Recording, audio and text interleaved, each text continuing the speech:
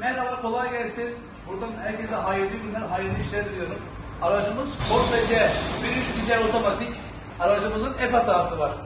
Corsa C'lerde kronik olan F hatası, şanzıman robotu ve şanzıman beyninden kaynaklanan bir sorun. Aracımızın şanzıman robotu buradan, şanzıman robotunda arıza olduğu zaman aracımız F hatası veriyor. F hatası verince yalnız şanzıman robotu değil, arkada bulunan şanzıman robotu, önde de bulunan şanzıman beyni. İkisinden sonra kaynaklanabilir. Bunun için aracımızı orijinal cihaza bağlıyoruz.